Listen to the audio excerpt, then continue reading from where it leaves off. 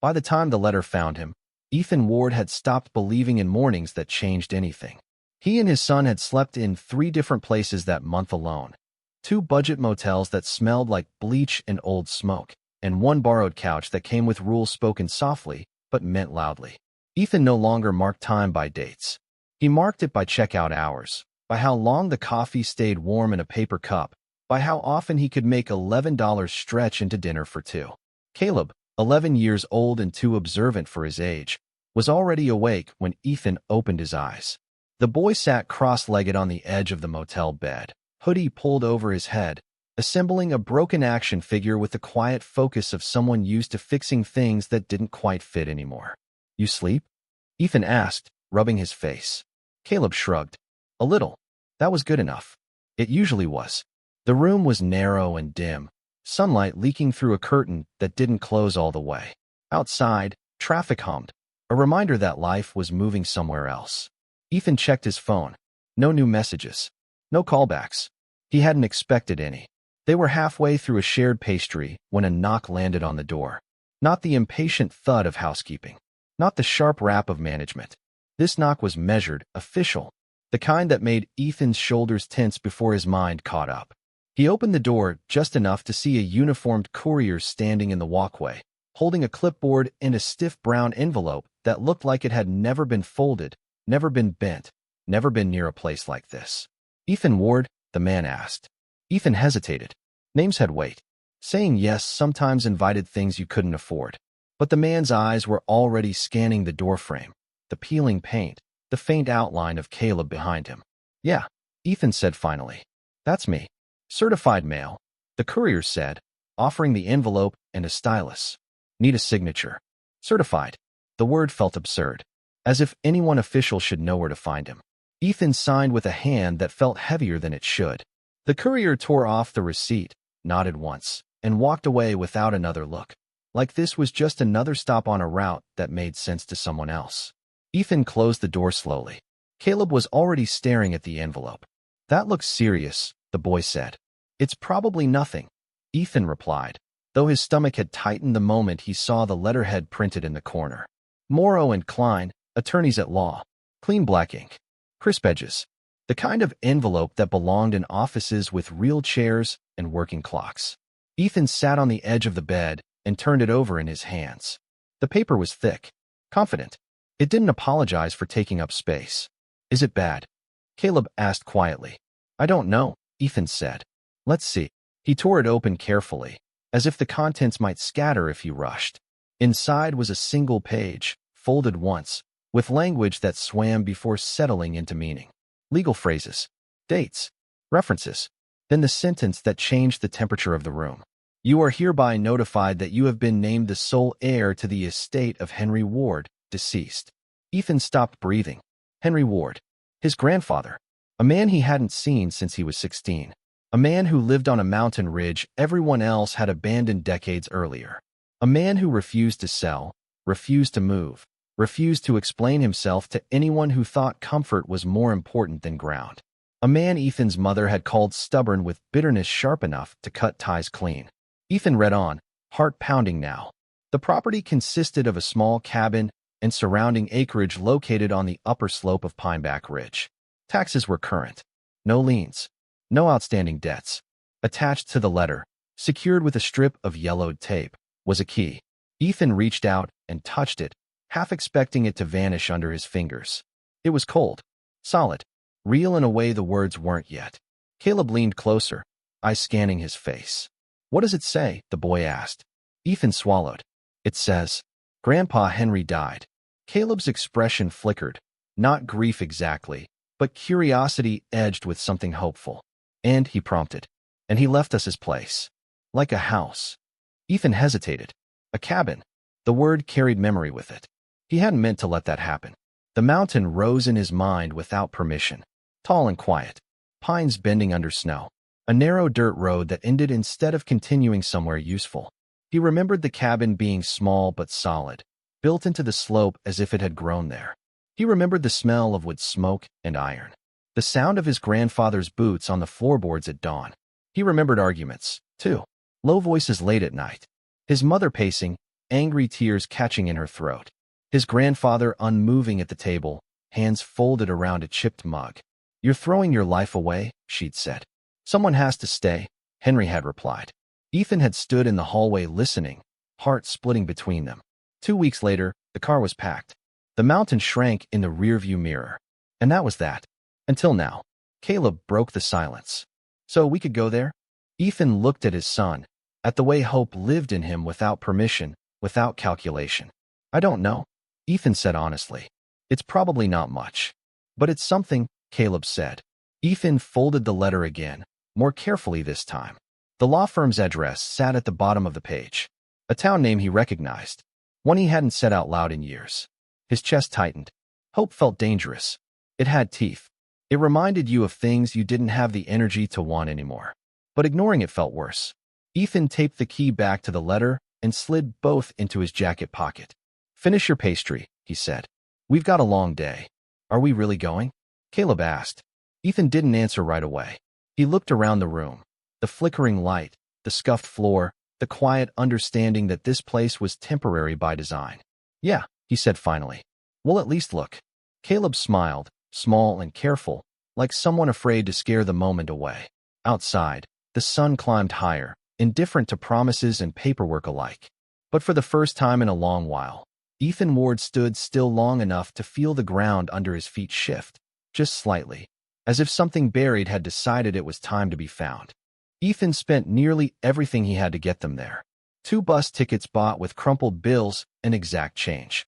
A bottle of water each. A sandwich cut cleanly in half so Caleb wouldn't notice which piece was smaller.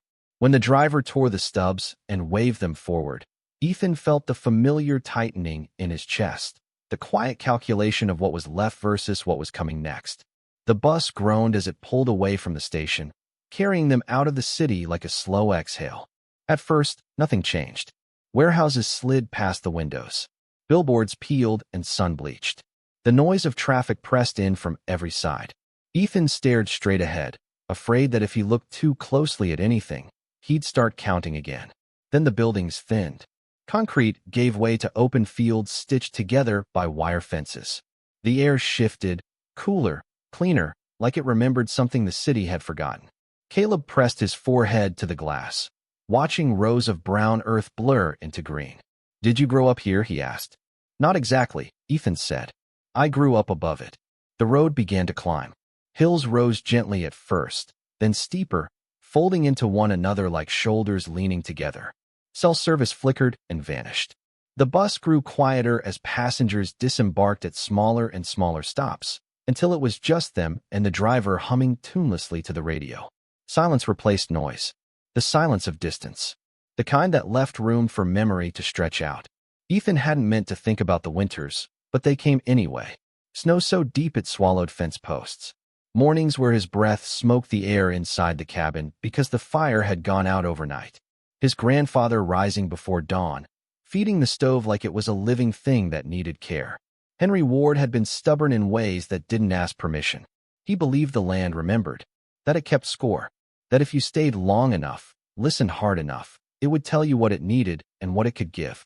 Ethan had laughed at that once. A kid embarrassed by an old man who talked to trees. Now, as the bus climbed higher, the idea didn't sound so foolish. They arrived in town just after noon. If the place had ever been lively, it had worn that life thin decades ago. The bus station consisted of a single bench and a faded map bolted to the wall.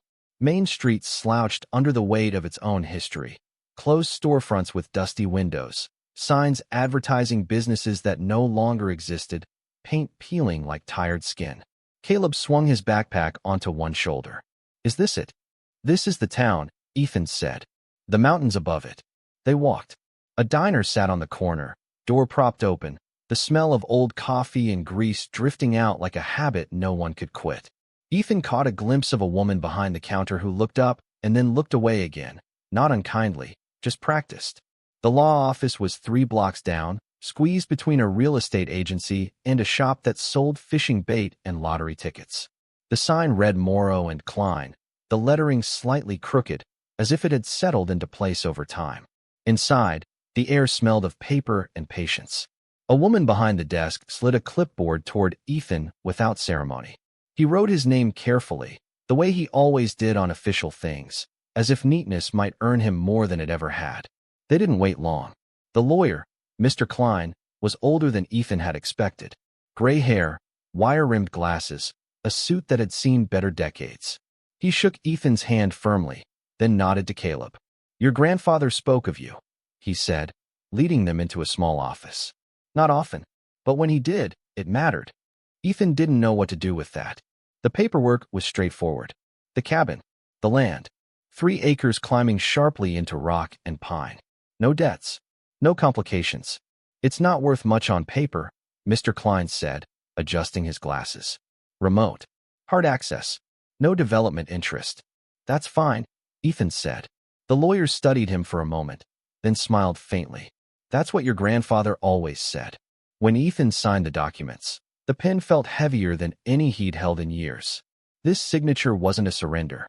It wasn't a form that took something away. It felt like opening a door. Outside, Caleb shaded his eyes and looked up. "So up there?" he asked. Ethan followed his gaze. The mountain rose behind the town in long, layered ridges, its upper slopes brushed with cloud. Pineback Ridge. It looked unchanged, unimpressed by time. "There used to be a bus," Ethan said. "Once a day?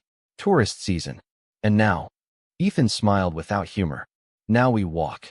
The road out of town climbed steadily, houses thinning until there were only trees and the occasional mailbox leaning at a stubborn angle. Asphalt cracked into gravel.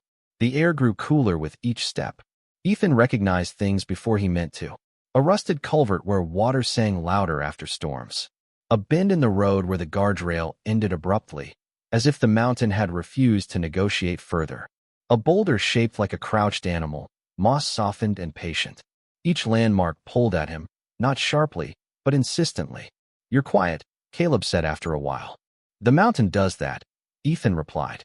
They reached the dirt track that once passed for a driveway just as the light began to thin. The path narrowed, curling between trees, the ground uneven and forgiving at the same time. Then the cabin appeared, not all at once. First the roofline, then the chimney, then the whole of it, pressed against the slope as if leaning into the mountain for support. It was smaller than Ethan remembered. Time had a way of doing that, shrinking things you'd once needed to believe were bigger. The boards were weathered gray. The front steps sagged slightly. Moss crept up the sides where the sun didn't reach. But it was standing. Caleb stopped beside him, breathing hard. "It looks old." "It is," Ethan said. "But it's still here," Caleb added. Ethan nodded. The cabin didn't greet them. It didn't announce itself. It simply waited, the way it always had. The mountain rose behind it, silent and watchful, like a witness that had seen people come and go, argue and leave, promise and forget. This time, Ethan thought, standing there with his son and the weight of a key in his pocket, the mountain might finally be ready to tell the rest of the story. The door resisted at first. Ethan fit the key into the lock and turned it slowly, half expecting the metal to protest after so many years of neglect. It did, just a little, a stiff scrape, a pause. Then the mechanism gave way with a sound that felt more like a sigh than a click. When the door opened, the cabin released its breath. Dust rose in a thin cloud, catching the last light of afternoon. The smell hit him next. Cold ash, old wood, something faintly herbal that clung stubbornly to the air like it had been waiting. The scent of a place that had been lived in carefully, not abandoned in a hurry. Caleb hovered at his side. "It smells like old," he said. "Like memory," Ethan answered before he could stop himself. Inside, the cabin was one room divided by habit rather than walls. To the left, a small kitchen area with a wood stove, counters worn smooth by decades of use, shelves lined with empty jars still labeled in careful handwriting. To the right, a narrow bed beneath a window, a rocking chair angled toward the light, a small table scarred with rings from mugs long gone cold. Everything was coated in dust, but nothing felt chaotic. No overturned furniture, no broken glass, no sense that someone had left in anger or fear. This place hadn't been abandoned. It had been paused. Ethan stepped inside and set his pack down just inside the door. Caleb followed more cautiously, his sneakers leaving crisp prints in the dust. The quiet pressed in, not heavy, but complete. broken only by the soft creak of the floorboards adjusting to new weight. Ethan's instincts took over before his thoughts could catch up. He opened the window nearest the door, pushing against a frame that protested before giving way. Cold mountain air rushed in, stirring dust and carrying the sound of wind through the pines. He found a broom leaning in the corner, its bristles worn thin but loyal, and began to sweep. Cleaning was a way of claiming space. Each stroke of the broom revealed more of the floor beneath, warped but solid. The repetition steadied him. This was something he could do without asking permission. Caleb drifted through the cabin, touching things lightly, as if afraid they might dissolve under his fingers. He ran his hand along the back of the rocking chair, peered at the labels on the jars, paused at a faded photograph pinned to the wall. "Is that you?" he asked. Ethan looked. The picture showed a much younger version of himself perched on the porch steps, missing a front tooth, squinting into the sun. His grandfather stood behind him, one hand resting on Ethan's shoulder, expression unreadable but steady. "Yeah," Ethan said quietly. "That's me." Caleb studied it a moment longer, then moved on. The back of the cabin held a narrow door that led to what was barely a room, more a storage space carved into the slope behind the house. Old coats hung from pegs. Cardboard boxes were stacked carefully, each labeled in the same neat hand Ethan remembered. Tools. Winter. Do not throw out. Caleb's voice drifted out from that space. "Dad." Ethan set the broom aside and followed. Caleb stood in the back room, head tilted, one hand pressed flat against the wall. "It sounds weird," he said. Ethan frowned. "What does?" Caleb knocked lightly with his knuckles. The sound that came back wasn't solid. It rang hollow, like an echo trapped in wood. Ethan tried another section of the wall. Solid. He tried where Caleb pointed again. Hollow. His pulse picked up. He ran his fingers along the boards until he found it. A seam so carefully disguised it almost vanished into the grain. A small square door, flush with the wall, its handle nothing more than a bent nail pressed flat. For a long moment, neither of them moved. "Did Grandpa build that?" Caleb whispered. "I don't know." Ethan said, though something in his chest tightened with recognition. His grandfather had been precise, deliberate. Ethan hooked a finger under the nail and pulled. The wood resisted, held by years of stillness, then shifted with a reluctant creak. The panel swung open, revealing a narrow cavity carved into the rock itself. Shelves had been wedged into the space. On them sat neatly stacked notebooks bound with twine, folders thick with paper, and a small metal box, its surface dulled by time. Everything was arranged with intention. This wasn't clutter. This was evidence. Ethan reached in and lifted the metal box. It was heavier than it looked, cold against his palms. Caleb leaned closer. "Is it treasure?"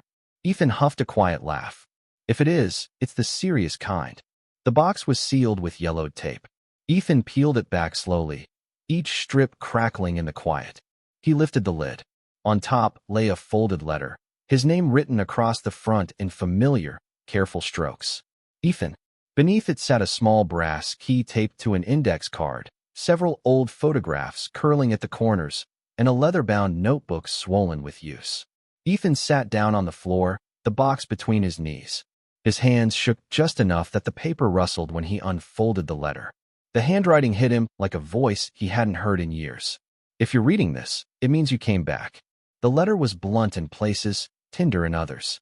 His grandfather wrote of years spent fighting a company that had drilled into the mountain without permission, siphoning water from a spring that ran under the land. Of letters sent and ignored. Of officials who smiled politely and did nothing. "They thought I'd give up," the letter read. "They thought I was old and alone and tired." He hadn't been wrong. The notebooks were proof, dates, measurements, copies of correspondence, photographs of drying creek beds and dead fish. Documentation gathered patiently, stubbornly, over years. "I hid this because no one listened," the letter continued. "Not yet. Maybe they'll listen to you." Ethan lowered the paper, throat tight. Caleb had lost interest in the words and was tapping the floor with his foot, listening. "This sounds funny too," he said. Ethan looked up. Near the back wall, one plank gave a sharper, hollower sound than the rest. Ethan pulled aside a small rug he hadn't noticed before and pressed his palm to the board. It flexed just slightly. He pried it up. Beneath lay a shallow cavity lined with tin. Inside were neat bundles of cash wrapped in oiled cloth, a worn savings passbook, and a thick envelope sealed with tape. Written across the front, in the same careful hand. Do not let them rush you. Caleb's eyes went wide. Dad. Ethan stared at the contents, his mind struggling to catch up. It wasn't wealth in the way people imagined it. It was preparation. It was time. It was the weight of unfinished truth passed forward, waiting for someone willing to carry it the rest of the way. The cabin creaked softly around them, as if settling, as if acknowledging that what had been hidden no longer needed to hold its breath. Morning came thin and cold. Light slipped through the cabin windows like it was testing the space before committing. Ethan woke before Caleb, listening to the quiet creaks of the structure warming itself, the low murmur of wind moving through pine needles outside. The mountain felt alert, as if it knew something was about to be stirred. Ethan dressed quietly and stood for a long moment looking at the table where his grandfather's papers lay stacked in careful order. The notebooks, the letter, the envelope that warned him not to be rushed. He folded everything back into the metal box except for the brass key and the sealed packet marked with the credit union's name. They walked down the ridge together after breakfast, the path feeling different now, less like an escape route and more like a thread connecting past to present. Caleb skipped ahead at times. Energy returned to his step, but he slowed when they reached the edge of town, sensing the weight Ethan carried. Ridgeline Credit Union sat just off Main Street, a low brick building with windows that reflected more sky than street. A bell chimed when they stepped inside, bright and cheerful in a way that felt out of place. The woman behind the counter looked up, smiled automatically, and then paused when Ethan spoke. I think my grandfather had a box here, he said. Henry Ward. Something flickered across her face. Recognition, followed by a careful neutrality.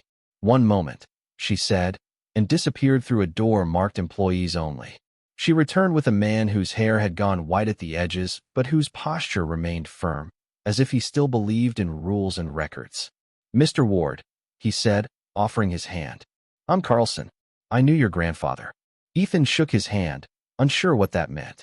Carlson examined the brass key, the number stamped into it, then nodded. Box 12C, he said, more to himself than to Ethan. It's been a long time. They followed him into a narrow room lined with metal drawers. Carlson unlocked one, slid out a long, shallow box, and placed it on the table. I'll give you privacy, he said, though he lingered a moment longer than necessary, curiosity anchoring him in the doorway. Ethan lifted the lid. Inside lay a careful arrangement of documents, thicker and heavier than he'd expected. Original land deeds yellowed with age. Water rights records stamped and signed decades ago. Correspondence folded and refolded, edges worn soft. Then he saw it. A draft settlement agreement bearing the logo of Greyrock Minerals. Ward versus Greyrock Resources, settlement offer, not executed. Ethan's pulse roared in his ears as he read. The language was careful, legal, polite. The company denied wrongdoing while offering compensation for inconvenience related to water usage. The amount listed at the bottom was insulting in its smallness. Attached were handwritten notes in the margins, his grandfather's handwriting tight and sharp. They know. This buys silence, not fairness.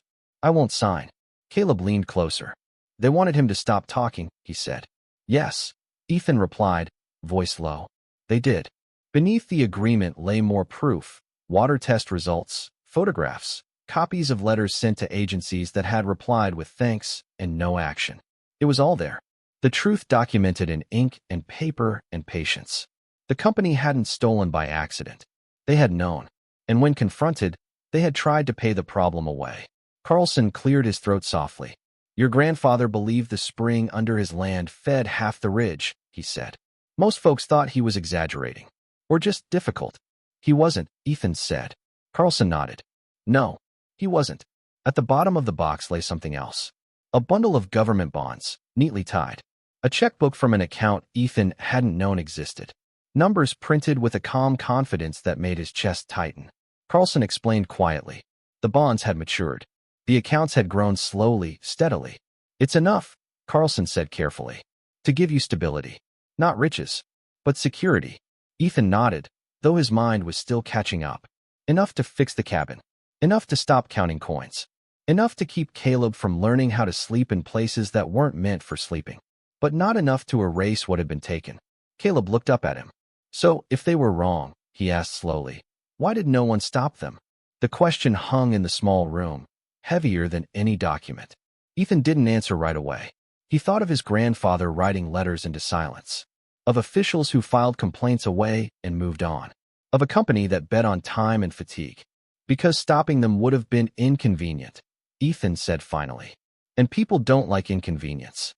They left the credit union with a folder thick enough to bow under its own weight. Outside, the sky had shifted, clouds dragging low across the ridge. The mountain loomed behind the town, unchanged, unimpressed by paperwork and years.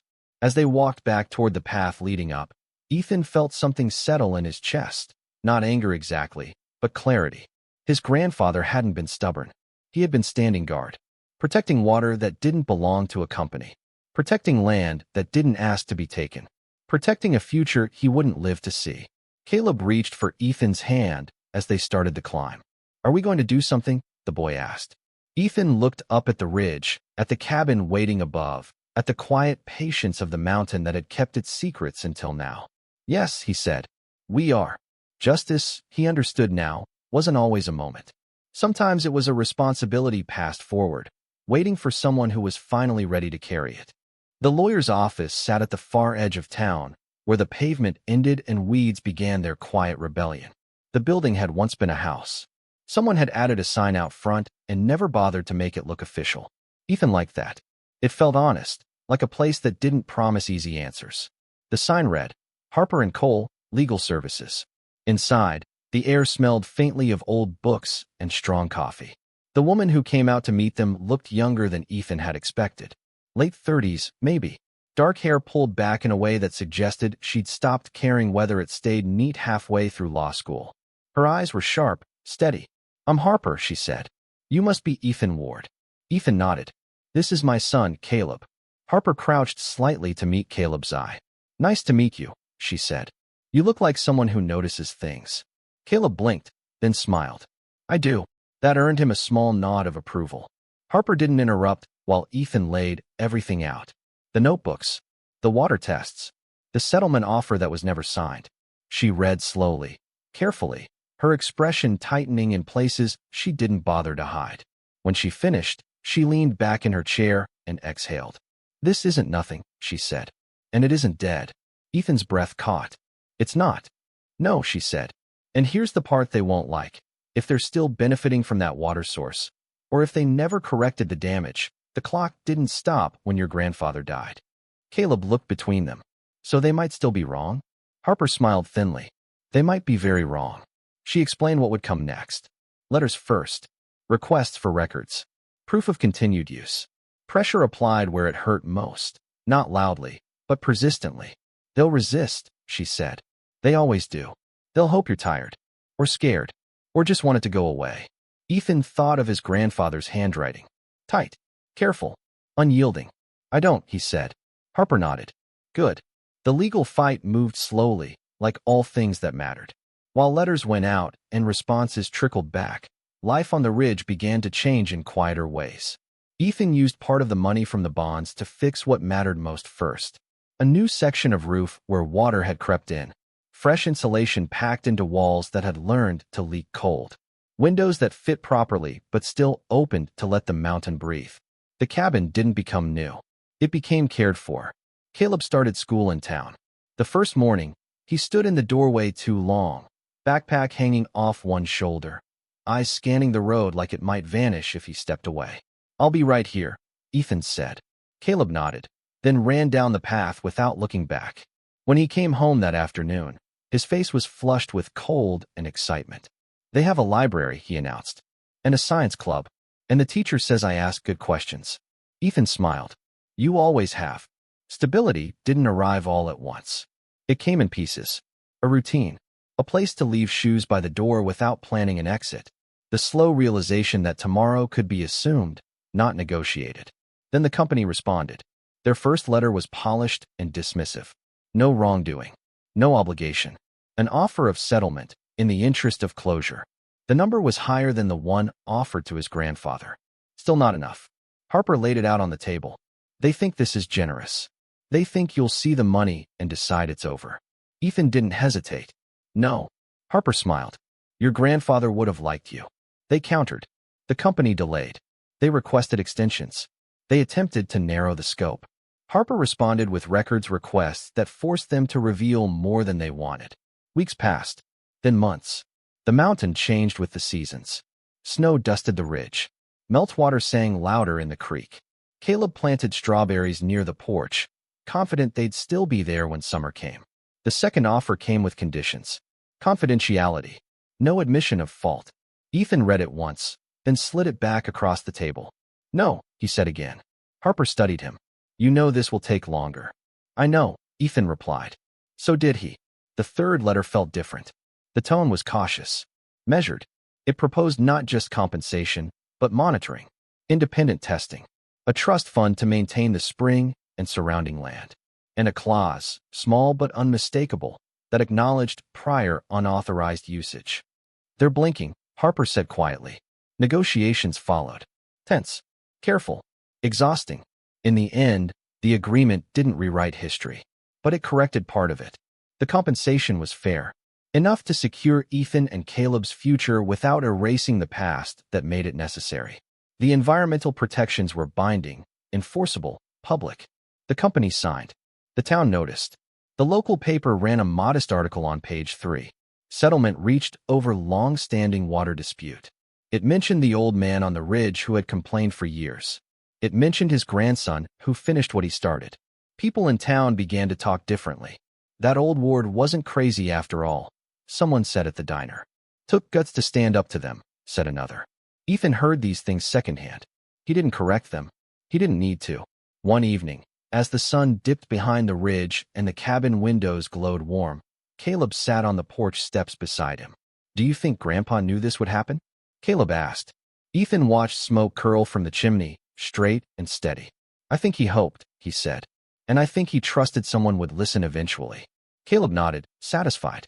Standing your ground, Ethan realized, didn't always change the world right away. Sometimes it simply planted a truth deep enough that it could survive until the right person came along to let it grow. The cabin learned their rhythm. It no longer startled at footsteps or sighed under unfamiliar weight. The floors creaked the way old floors do, complaining, but not protesting. Heat held steady in the walls now. The stove fed each morning without urgency. Winter passed without drama, and spring arrived gently, like it had been invited. Life settled. Caleb slept through the night, without keeping his shoes near the bed. His school papers collected on the table, corners curling with importance. He talked about future projects, about things that required time, an assumption that once would have felt reckless. Ethan noticed the change in himself most in the mornings. He woke without scanning for exits. The hidden compartment behind the wall stood open now, empty. No journals, no envelopes, no metal box waiting to be discovered. Ethan had moved everything into a single wooden chest at the foot of his bed, not locked, not hidden. Nothing here needed to be buried anymore. One afternoon, as sunlight filtered through the pines, Ethan stood in the cabin doorway holding a small stack of papers. Old receipts, notes he'd written to himself in harder times, lists that once mattered. He considered them carefully before feeding them to the stove. Not everything deserved to be kept. That evening, he and Caleb walked the ridge trail, boots pressing into earth softened by thaw. The mountain felt different now, not watchful, not waiting. Present. They stopped at the spring.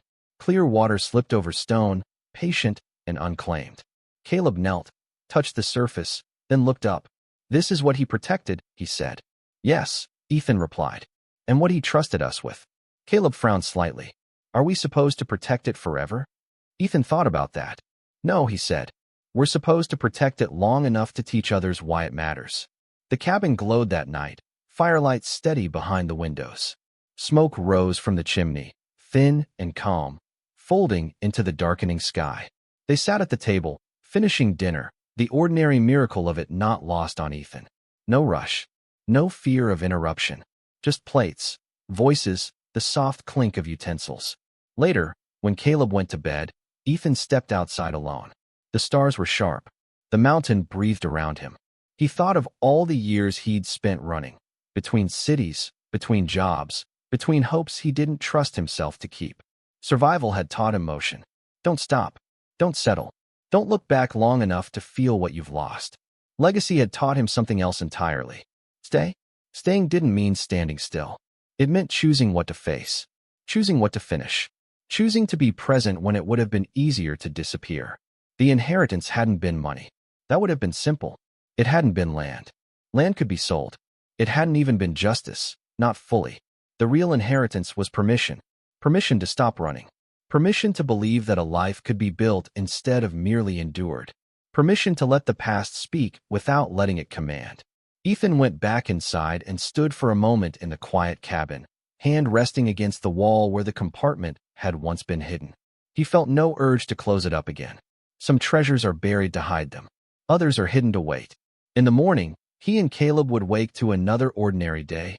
School, work on the fence line, plans made weeks in advance. The future no longer felt like a rumor. As he climbed the stairs, Ethan looked once more through the window at the mountain rising beyond the trees. It was no longer silent. It had been heard.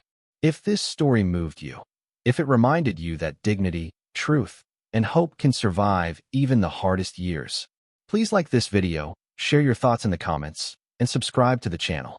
Because every hidden treasure deserves to be found, and every story deserves to be told.